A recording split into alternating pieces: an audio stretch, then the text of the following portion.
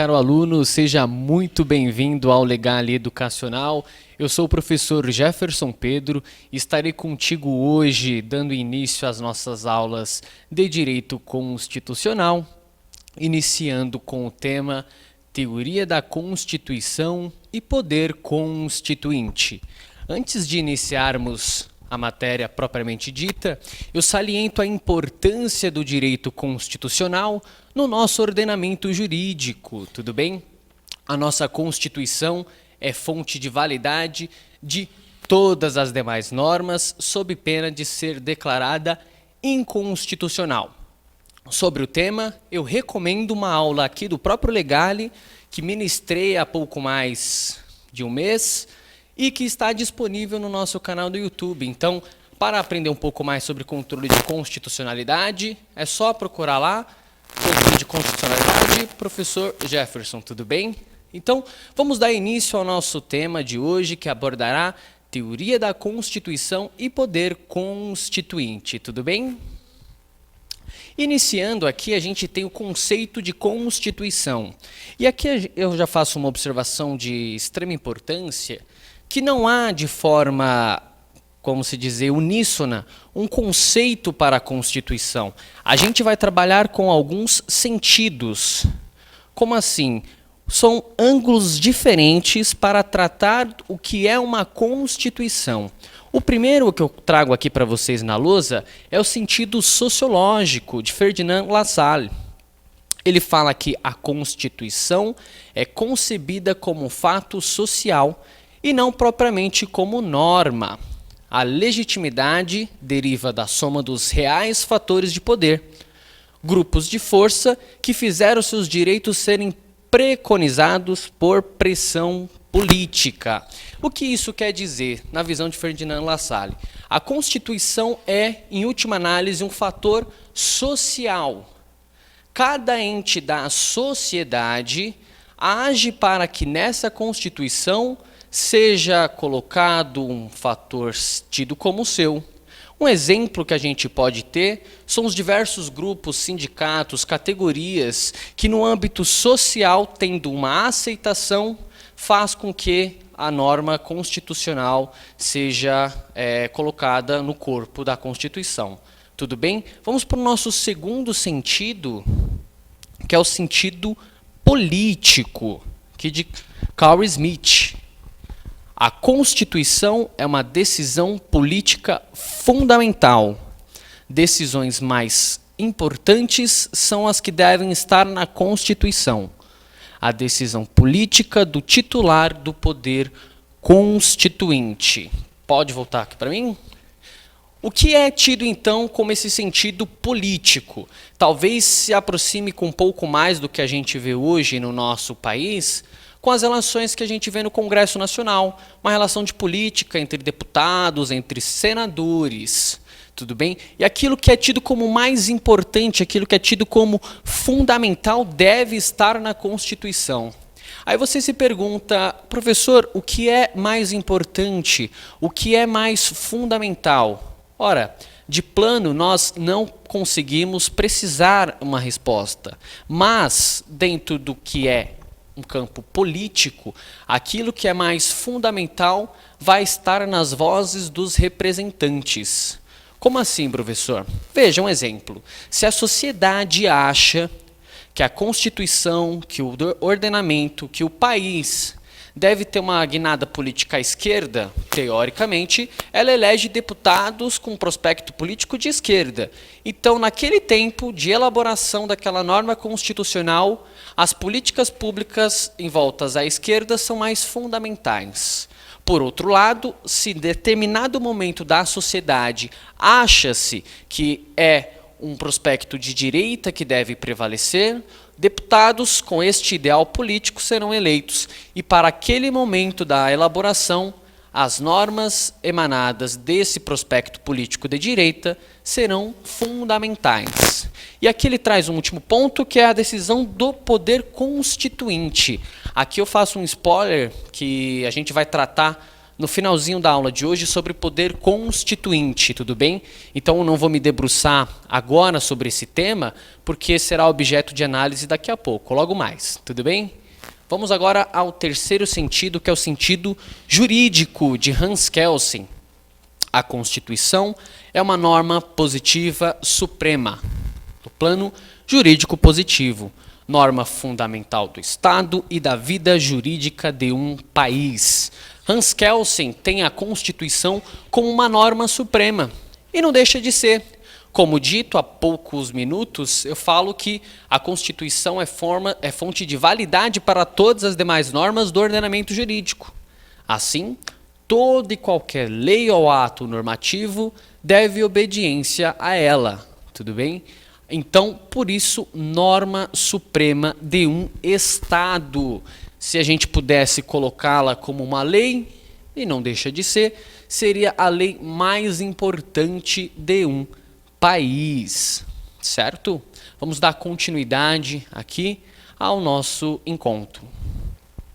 Aqui eu trago um breve histórico, e aí a palavra breve deve ser lida com mais entusiasmo, porque resumir a história do direito constitucional, a história das constituições, é algo bastante difícil, porque a gente perfaz muitos doutrinadores, um longo período. Então, aqui é um brevíssimo histórico, se a gente for utilizar aqui o superlativo.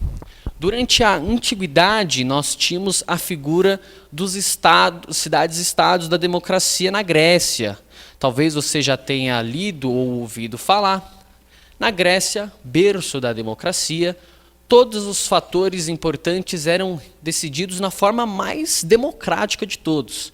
Os cidadãos, e aí eu coloco um parênteses, né, os cidadãos da época, porque era um grupo muito restrito de pessoas que poderia participar da vida política da Grécia, decidiam de forma direta em praça pública. Então, vamos votar hoje o aumento de impostos para determinado grupo de pessoas. Os cidadãos se reuniam nas praças públicas e deliberavam sobre aquele tema.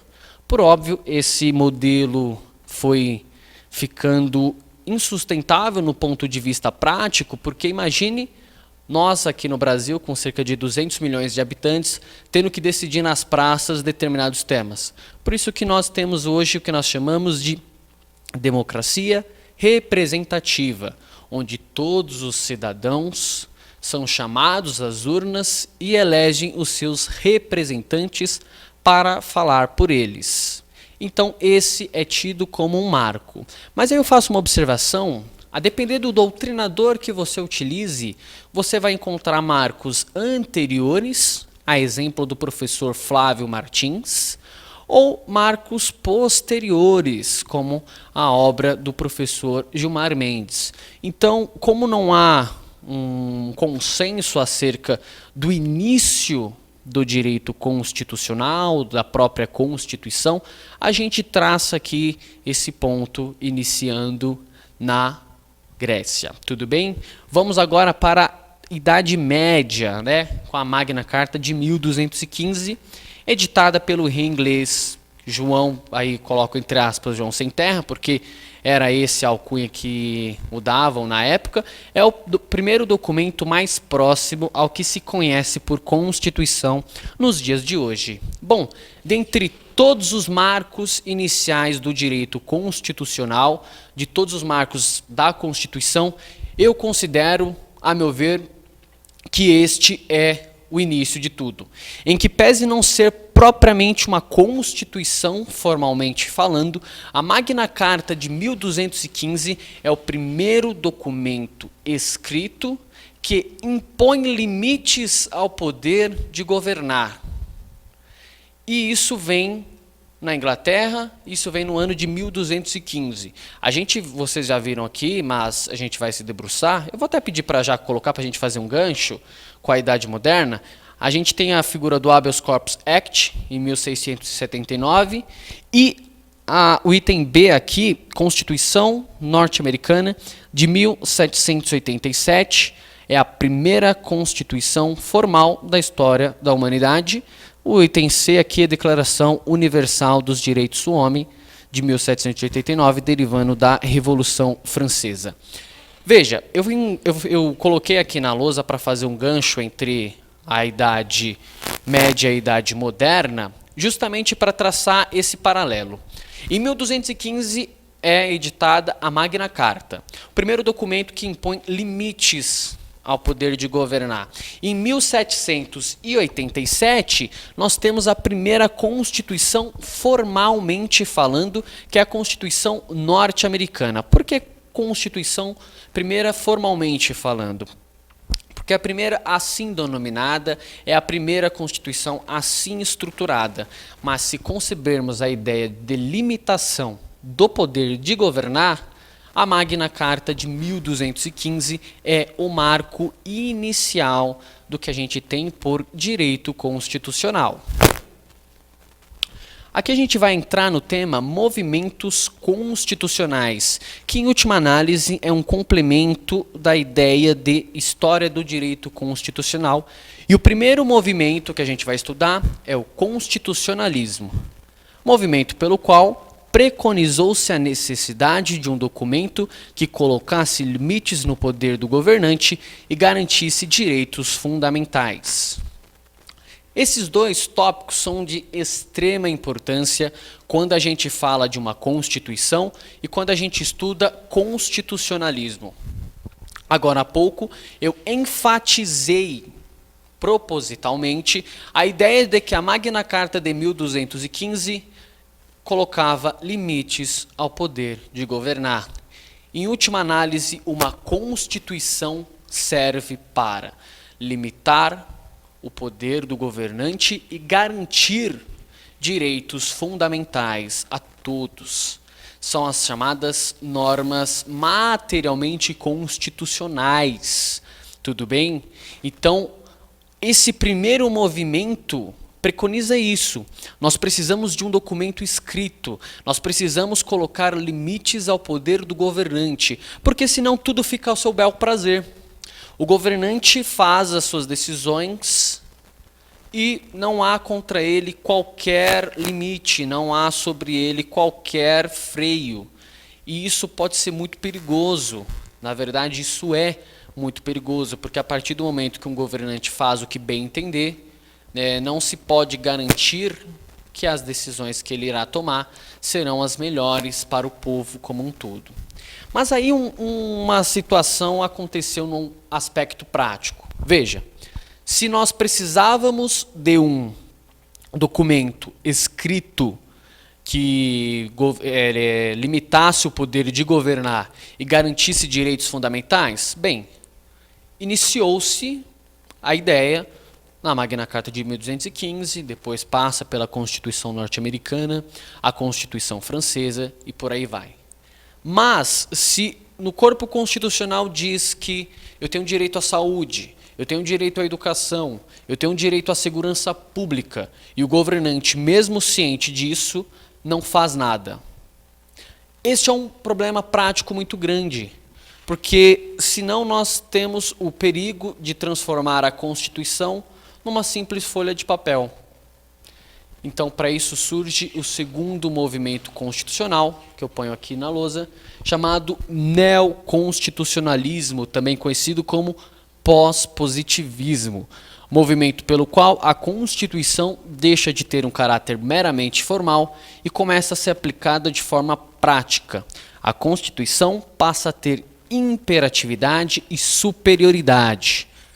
Veja, como dito, não basta que a Constituição garanta que eu tenha direito à saúde.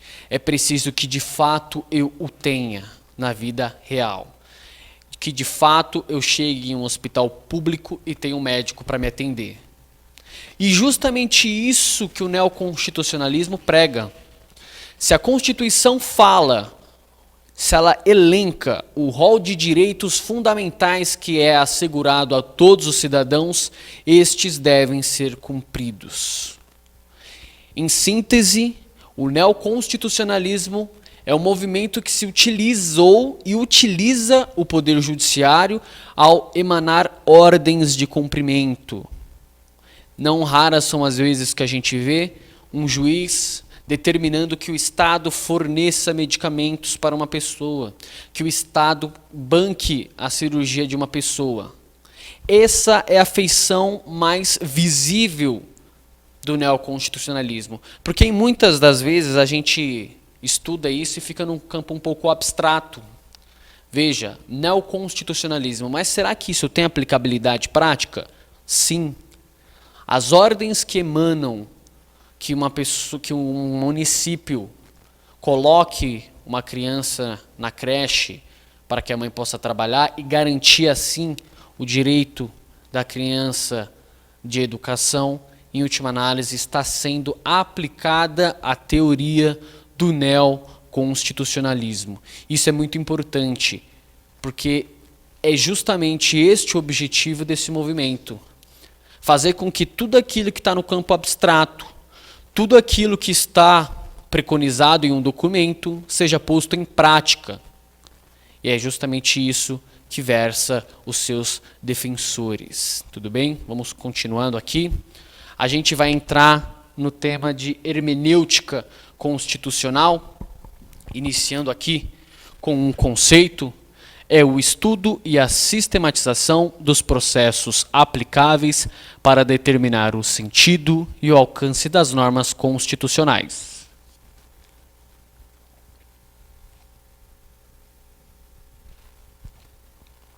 É a conhecida ciência da interpretação.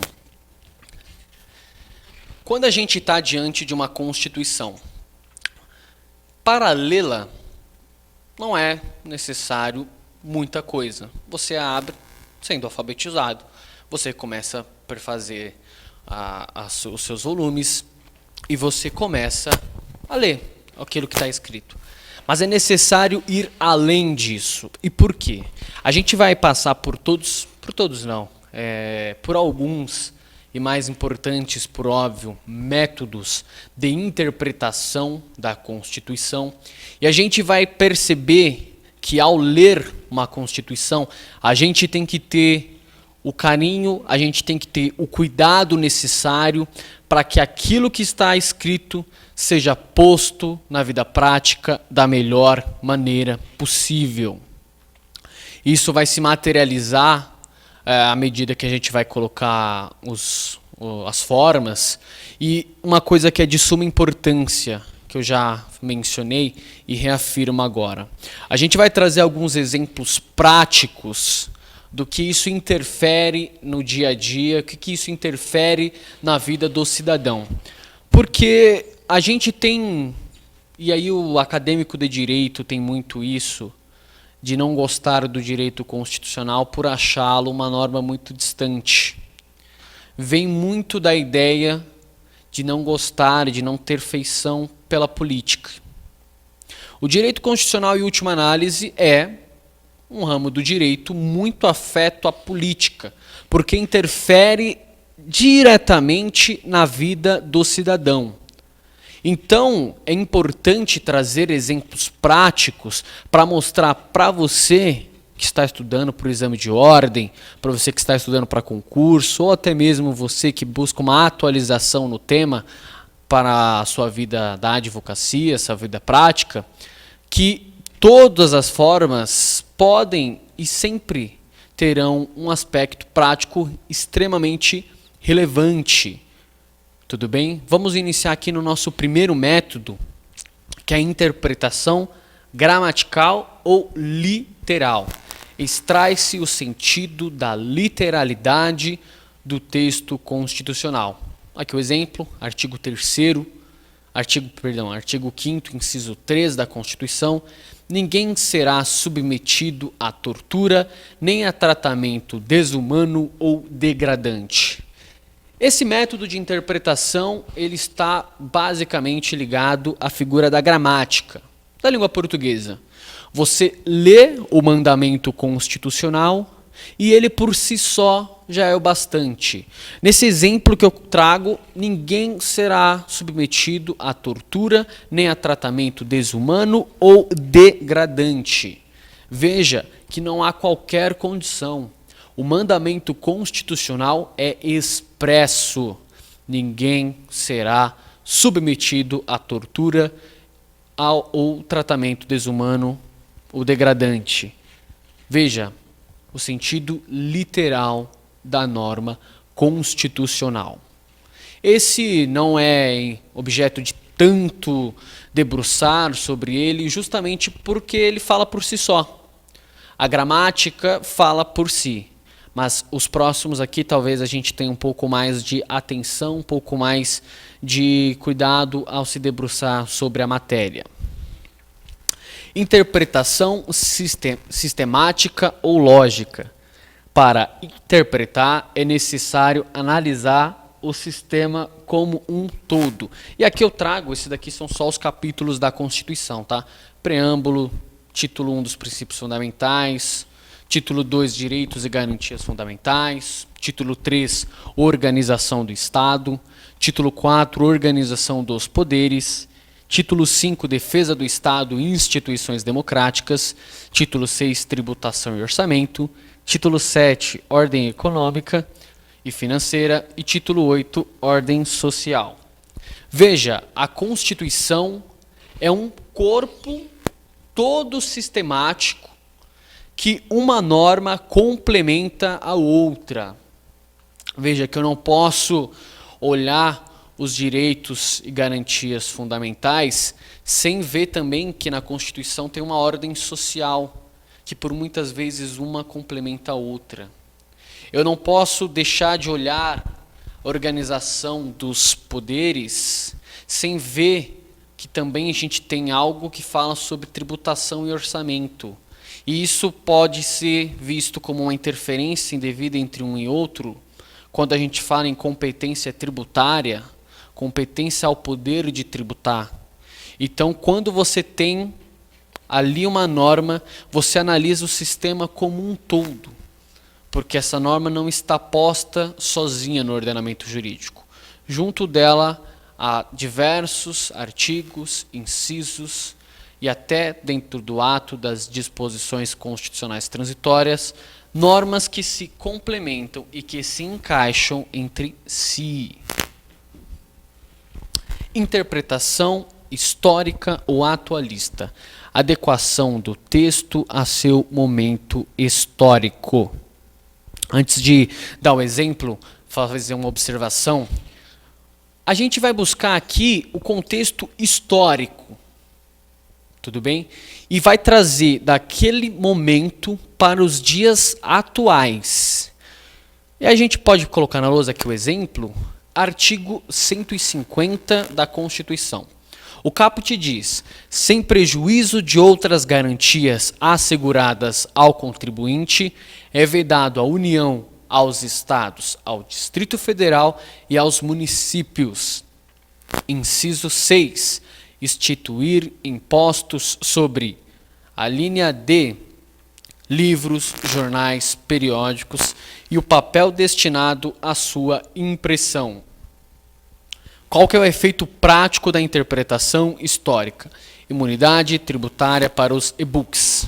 Julgamento do recurso extraordinário 330.817 no Supremo Tribunal Federal sobre relatoria do ministro Dias Toffoli.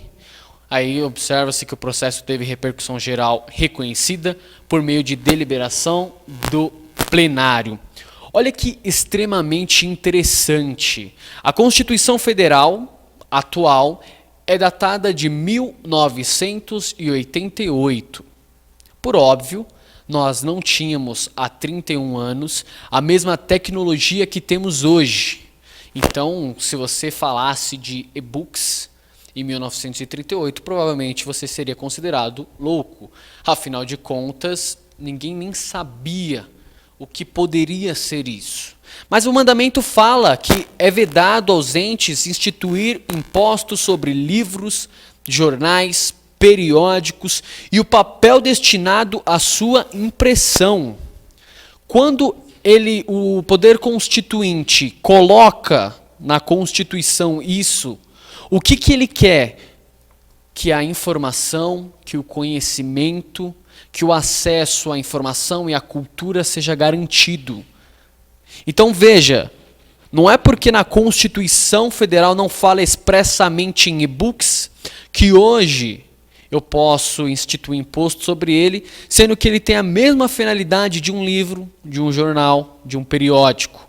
Então, pegando do contexto histórico e trazendo para os dias atuais, a gente equipara para fins de imunidade tributária os e-books com todos os exemplos que estão presentes aqui na linha D do inciso 6 do artigo 150 da Constituição Federal.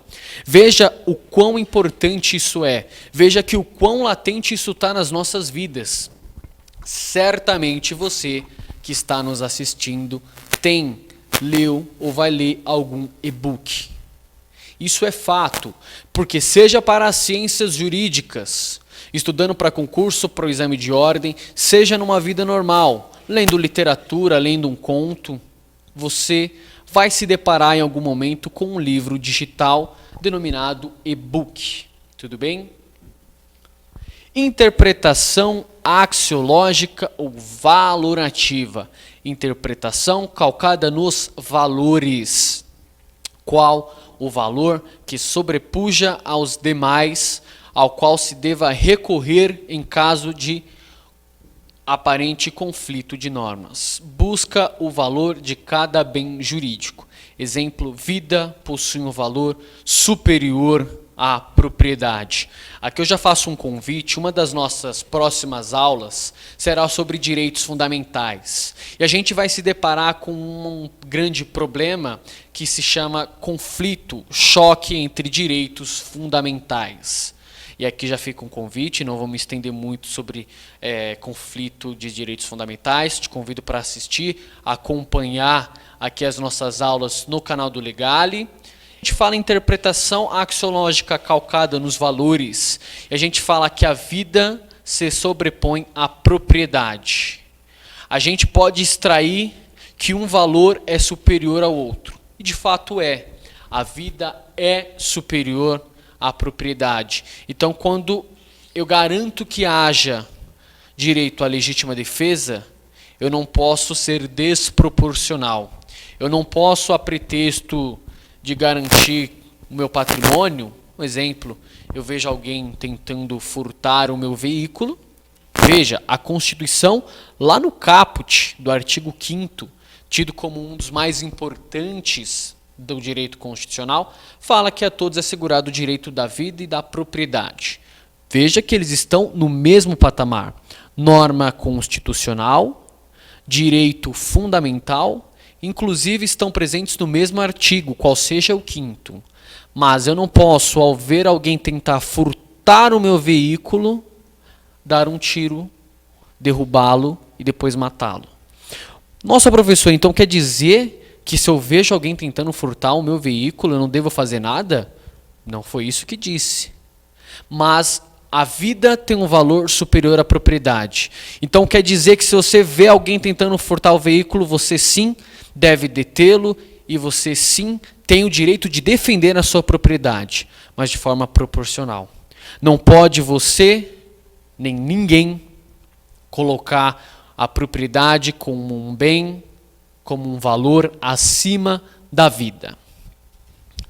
Interpretação teleológica. Esse método busca a razão de ser da norma, a sua finalidade. E aqui é o exemplo. Conceito de casas para fins de inviolabilidade. Aqui se abarca um apartamento, o local de trabalho, o quarto de hotel, etc. O mandamento constitucional fala que a casa é asilo inviolável do indivíduo, não podendo nela ninguém ingressar, salvo ser autorizado ou por ordem judicial de autoridade competente. Veja que a Constituição fala casa. Mas qual que é a finalidade dessa norma? É proteger o indivíduo, é proteger o cidadão o ser humano contra a barbárie do Estado. Hoje a gente pode não conceber tanto isso, mas a depender do lugar que vai, isso ainda é muito forte, muito pujante. Que a gente não pode reconhecer que não raras são as vezes que a gente já se viu nos nossos momentos históricos, o Estado simplesmente invadindo a propriedade de um indivíduo e tomando aquilo para si. Então a Constituição fala que a casa é asilo inviolável. Mas, como dito, a finalidade é proteger o indivíduo. Então quer dizer que se ele não tiver uma casa, tiver um apartamento, esse apartamento pode ser invadido? Não. Se porventura esse indivíduo, esse ser humano, não tem uma casa, não tem um apartamento, mas ele está em um quarto de hotel, e ali ele vive. Ali ele constitui a sua rotina, ali ele faz acontecer a sua vida, seu dia a dia. Será que o quarto de hotel não está abarcado como casa? Sim, está. Porque a finalidade da norma é justamente proteger a liberdade do indivíduo, a intimidade, a garantia de uma vida plena, sadia. Então, por isso, não precisa estar escrito quarto de hotel, que eu vou entender como casa. Interpretação tópica. Por esse método, propõe-se a descoberta mais razoável para a solução de um caso jurídico concreto. Trago aqui uma passagem do ministro Luiz Roberto Barroso, que, a meu ver, em que pese não concordar com todas as suas decisões, tenho com ele algumas divergências, mas, a meu ver, um dos melhores e mais brilhantes ministros da nossa Suprema Corte. Ele diz: a interpretação tópica representa a expressão máxima da tese segundo a qual o raciocínio jurídico deve orientar-se pela solução do problema e não pela busca da coerência interna para o sistema. Veja, o que o ministro traz aqui e o que essa forma de interpretação preconiza. A gente tem que encontrar a solução mais razoável para o problema. A gente está diante de um grande problema. Um conflito de direitos fundamentais. Fazendo novamente aqui uma menção à continuidade dos nossos encontros. O problema está posto, ele não é no mundo imaginário. Direito de liberdade de expressão, direito que um veículo de comunicação tem de informar, contra o direito daquele indivíduo de ter a sua privacidade, a sua intimidade garantida. Exemplos nós temos aos montes. A biografia não autorizada do cantor Roberto Carlos, o vídeo íntimo de uma modelo que foi divulgado. O problema está posto, ele não está na ordem jurídica de forma abstrata. Então, se o problema está posto e o ordenamento serve justamente para solucionar problemas e garantir a vida em sociedade, deve-se, no caso concreto, buscar a solução mais razoável. Mas aí a gente encontra também um outro infortúnio. Qual que é a solução razoável? Veja, essa é uma resposta que eu vou ficar te devendo. E não é porque eu não saiba, é porque ninguém o tem. Certamente, quando se tem um conflito de direitos fundamentais, a parte que se sair vencida vai dizer que ali não foi feita a justiça, que aquilo não foi o razoável. Contudo, a parte vencedora dirá: sim, a justiça foi feita. Então, teremos ali um limbo que certamente será decidido no caso concreto, mas deve-se buscar a solução mais razoável. Aqui a gente entra num tema extremamente interessante que, dentro da interpretação constitucional, acho um dos mais fascinantes, que é a mutação constitucional. É a mudança da interpretação de um dispositivo constitucional. Não existe, não possui a mudança do texto, e sim mera mudança do seu sentido. Olha que exemplo fantástico, que é o exemplo da união homoafetiva.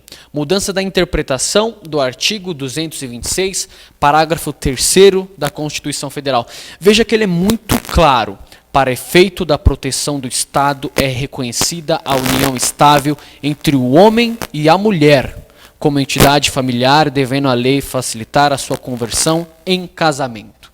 Veja, a Constituição é muito clara, fala homem e mulher, ponto. Mas veja, ao decorrer do tempo, as uniões homoafetivas foram de fato acontecendo. E será que nós não deveríamos dar ao casal homoafetivo os mesmos direitos de um heteroafetivo? A resposta me parece muito simples. Não deve haver qualquer distinção, mas a Constituição ainda o faz.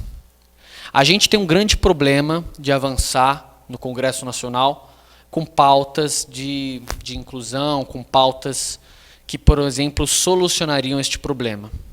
Não é razoável que um casal homoafetivo viver juntos por 30, 40 anos e após um desses falecer, o outro não ter direito a nada porque não eram casados, que até então não era permitido, e não era possível reconhecer isso como uma união estável para fins sucessórios porque a Constituição falava em homem e mulher. Então, por uma mudança na interpretação da norma constitucional sem mudar o texto, o Supremo diz, leia, quando você vê homem e mulher, leia-se pessoas. Isso é muito bom. Agora, Jefferson, não se corre o risco de se ter um arbítrio, um ativismo judicial? Sim, mas é preferível que se corra esse risco a não fazer nada, a se manter totalmente inerte diante de um grande problema fático. A gente entra então agora no segundo ponto primordial do nosso encontro de hoje, que trata do poder constituinte.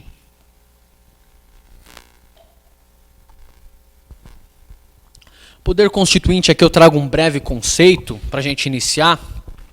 Poder político que, exercido por agentes que deliberam em nome de um povo, elabora a ordem jurídica fundamental do Estado por ele constituído. Aí eu trago uma frasezinha que para mim resume muito bem. Em síntese, é o poder político que faz ou refaz a Constituição de um Estado. Veja, o poder constituinte tem o poder, e aí faço essa repetição propositalmente, porque é um poder que ele tem de criar, de refazer ou de modificar uma Constituição. A gente vai estudar as espécies de poder constituinte, mas já lhes adianto que esta frase resume muito bem. E se você entender que poder constituinte é o poder de fazer ou refazer a Constituição de um Estado, certamente você iniciará os seus estudos de uma forma muito melhor. Quando você for tratar das espécies de poder constituinte, sabendo que ele é um poder de criar ou de refazer a Constituição de um Estado. Então, justamente agora a gente vai para as modalidades de poder constituinte. Aqui eu faço uma pequena divisão. Se a gente pudesse fazer um organograma, no topo estaria poder constituinte. Abaixo dele nós teríamos dois. Poder constituinte originário, por isso eu coloquei como 1, e poder constituinte derivado, que eu coloquei como 2. E do derivado vão se ter aí mais 3 subespécies, que coloco como 2.1 reformador, 2.2 revisor e 2.3 decorrente. Para que vocês não se percam ao estudar o tema, é importante você saber que poder constituinte está no topo. Abaixo dele, como uma ramificação, se tivéssemos aqui um organograma, temos 2. Poder constituinte originário e poder constituinte derivado. Do derivado, nós temos mais 3 ramificações que a gente vai estudar, que é a reformador, revisor e decorrente. Veja que essas 3 subespécies estão inseridas no modelo poder constituinte derivado. Vamos estudar agora, por menor, cada um dessas espécies. Iniciando pelo poder constituinte originário. É o que faz a Constituição, dando início a uma nova ordem jurídica constitucional. Aqui eu trago um exemplo que o professor aqui da casa, professor doutor Wander Andrade, traz, que é um exemplo que ele traz e que, a meu ver, é muito bom, do professor Michel Temer. O professor, não o presidente. Ah, mas são as mesmas pessoas, é a mesma pessoa, não importa. O professor Michel Temer diz que a cada nova Constituição nasce um novo Estado. A Constituição pode mudar um sistema socialista para capitalista. Ela pode transformar capitalista em comunista. Então, a partir do momento que você tem uma nova Constituição, nasce um novo Estado. Leia-se, nasce uma nova sociedade, nasce um novo sistema, nasce um novo ordenamento. Então é por isso que quando nós temos um poder constituinte originário, que se tenha nele, vamos dizer, o devido cuidado, e isso está muito intrínseco com as características que a gente vai elaborar. Peço que põe na tela. Características do poder constituinte, primeiro, inicial. É quase que um pleonasmo, mas o inicial é porque inicia-se um novo Estado. Inicia-se tudo isso que a gente comentou. Característica número 2, ilimitado e soberano em suas decisões. Aqui eu ponho um asterisco.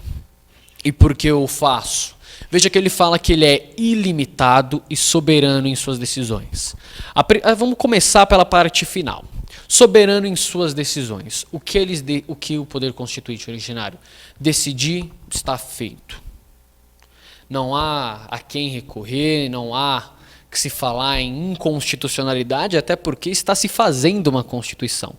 Estão sendo colocadas as normas que serão objeto de validade para todas as demais. Então, ele é soberano. E a primeira característica ali do item 2 fala em ilimitado.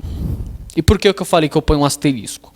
A doutrina clássica, todos os doutrinadores mais antigos vão falar que ele é ilimitado, não há limites para ele. Em outras palavras, ele põe o que quiser, trazendo aqui para uma linguagem mais informal. E por que eu ponho um asterisco? Porque já há um movimento supranacional que preconiza justamente a ideia de que essa ilimitação é relativa. Por que relativa? Imagine um poder constituinte hoje no Brasil, encerrando a Constituição de 1988 e declarando promulgada a Constituição de 2019. Poder constituinte originário. E no artigo 1º ele fala: o homem é superior à mulher. Se a gente for analisar friamente a ideia de que ele é ilimitado e soberano em suas decisões, ele pode fazer isso. Mas será que no aspecto do direito natural, será que no aspecto do direito internacional, de um direito comparado, é razoável que um poder constituinte coloque que o homem é superior à mulher? Definitivamente não. Então, por isso que a gente coloca com uma atenção especial, sem abandonar a sua ideia de ilimitado e soberano em suas decisões. Vamos à terceira característica, ele é incondicionado. E aí a gente extrai disso uma situação bastante simples, que ele não tem condição alguma. Como assim? Veja, se ele quiser colocar 200 artigos na Constituição, ele coloca. Se ele quiser colocar 10 artigos, ele coloca. Não tem condição alguma. Se ele quiser, numa nova Constituição, tirar toda aquela parte que fala de tributação, ele pode? Sim, ele pode. Não tem condição. Ele não está condicionado à Constituição anterior. O que era a cláusula pétrea anteriormente pode não ser nessa. Então, a gente tem que tirar a ideia de que uma Constituição anterior condiciona a sua sucessora. Por que não? É incondicionado. Perfeito? E a nossa última característica do poder constituinte originário é que ele é autônomo, perfeito? Na etimologia da palavra auto, si, nomo, norma, capacidade de criar as suas normas. Então, a gente abordou, quando falou de controle de constitucionalidade, a aula essa disponível aqui no canal do Legale no YouTube, a gente falou sobre normas materialmente constitucionais e normas formalmente constitucionais. Então, se ele quiser colocar uma norma ali e elevar o status para constitucional, ele pode. Ele pode pegar uma norma de direito de sucessões lá do Código Civil e colocar na Constituição? Pode. Assim como ele pode pegar uma norma que estava pré-existente na Constituição anterior e retirar, porque ele é autônomo. Ele tem a capacidade de fazer as suas próprias normas. Perfeito? Dando continuidade e já se encaminhando para a parte final, a gente vai falar agora do poder constituinte derivado. E lembre-se que eu falei que o poder constituinte derivado, e eu vou até voltar aqui nesse quadro, o poder constituinte derivado vai, com perdão do pleonasmo, vai se derivar em mais 3. Reformador, revisor e decorrente. Então vamos começar aqui pelo reformador. Reforma constitucional, né? A chamada emenda constitucional. Ela é pontual, versa sobre um ou outro ponto particular da Constituição.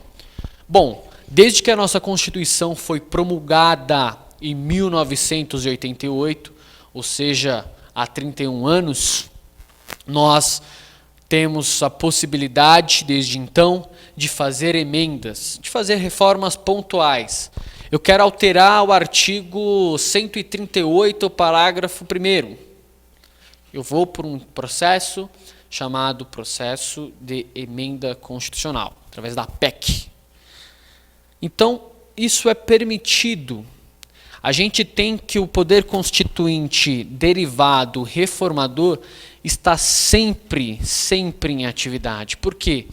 Porque, salvo as possibilidades expressamente definidas na Constituição, o poder constituinte pode elaborar reformas quando bem entender. Por que coloco salvo? Porque a gente tem as possibilidades de períodos de tempo em que isso é proibido.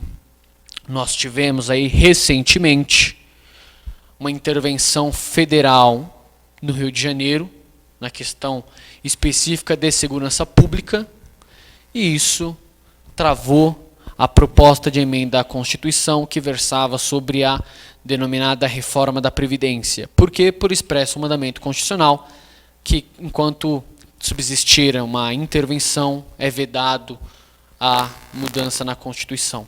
Salvo exceções previstas expressamente, e essa é uma delas. De resto, a gente pode fazer emendas à Constituição quando bem entender. Tanto que os nossos parlamentares levaram isso muito a sério. A gente tem pouco mais de 3 décadas desde a promulgação da nossa Constituição e a gente alcançou recentemente a marca de 100 emendas à Constituição. Né, isso daí dá um pouco mais de 3 emendas por ano. Isso mostra que a gente tem ainda um sistema constitucional rígido que não é tão rígido assim. Perfeito?